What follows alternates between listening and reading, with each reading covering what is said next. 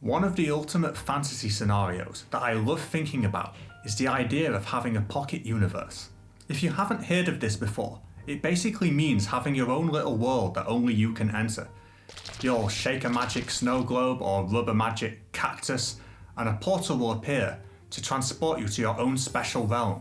And very importantly, while you're there, time doesn't pass in the real world.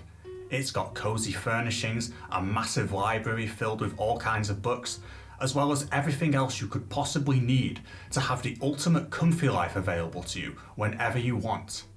This is an extremely appealing idea, and even just thinking about it is enough to reduce your stress levels, because a place where the outside world has no impact on you is a place where you feel relaxed, comfortable, and entirely in control. And then we're hit with the sad realization that it doesn't actually exist. But what if it could? Or at least something very similar to it. There are real things that make us feel the same way the idea of having our own little world does. Think about ancient libraries in total silence, secluded log cabins with roaring fireplaces, empty trains at night, being snowed in, or even just the sound of heavy rain and thunder when you're inside your house. All of these circumstances create the feeling that the rest of the world has fallen away and we're just completely comfortable with what's left of it. Since the feelings of relaxation and freedom that we get from this kind of atmosphere are real, there must be real things that we can do to create this atmosphere and kick those feelings up a notch. And while it kinda sucks that we can't just rely on magic to get what we want, we don't actually need it to get most of the benefits. By really thinking about the things that make this fantasy so appealing, we can find the best way to bring them into our reality. So here are the 4 main elements that make us desire a pocket universe and how to attain them. The first thing that makes the idea appealing, especially to introverts, is that you'd have a place entirely to yourself. Even though socializing is good for us, being around other people all the time exerts its own kind of pressure that it would be really nice to be able to escape from sometimes. And there are real benefits to solitude.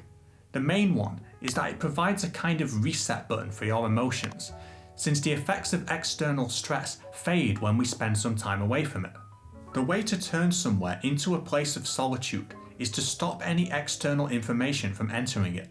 This means turning off your phone as well as logging out of anything on your computer that sends you notifications. It also means blocking out external light by shutting your curtains or getting blackout blinds. The third thing to do is soundproofing the room, either with cheap foam or with the pillows and duvets that you already have to hand. Playing music is another alternative, so that you can decide what the place sounds like instead of having the sounds determined by the surrounding environment. Because that's what this is all about, you having control over your environment. The next level to this is actually getting a remote building to escape to. The idea of having a place out in the countryside where you can go to just get away from everybody has always been popular with all types of people.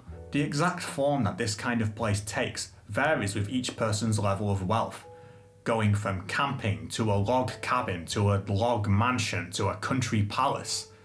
So having a really great place of solitude should be a long-term goal for all of us that aren't fabulously wealthy to begin with. The second thing that makes pocket universes appealing is that we imagine them as our ultimate comfy, cozy place. And we want comfiness and coziness because they boost our emotional state.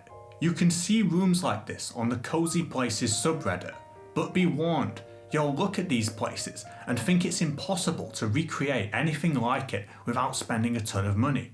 But it is possible to do this on a budget. One thing we can do is play the ambient sound effects of thunder and rain. Since we mentally associate this kind of weather with needing to stay inside, it creates that kind of comfy feeling within us. Another way of adding to the visual side is with dim or diffuse lighting. Edison bulbs, fairy lights and candles are all great for creating the visual atmosphere you want.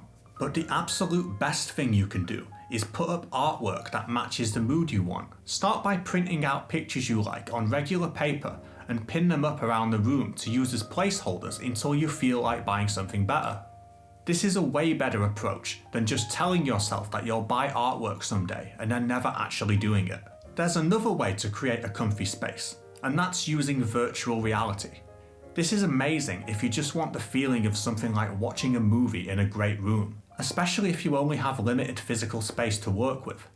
Next, we come to the hardest part of a pocket universe to replicate.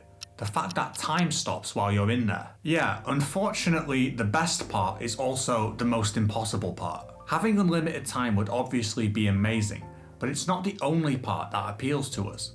Having some time that's completely free from any kind of pressure is honestly what's more important here. The way to free up a lot of your time so you can have this feeling of pressure-free freedom is by improving your productivity, getting more done in less time. And luckily, spending some of your time in a completely pressure-free way is itself a way to improve productivity. So if you start spending some of your time as though time is standing still, it will quickly change the effectiveness of the way you spend the rest of your time so that it becomes justified as time well spent. The final appealing element is the way we think of all the things we could get done inside our pocket universe and how much more we could become by using it to its full potential.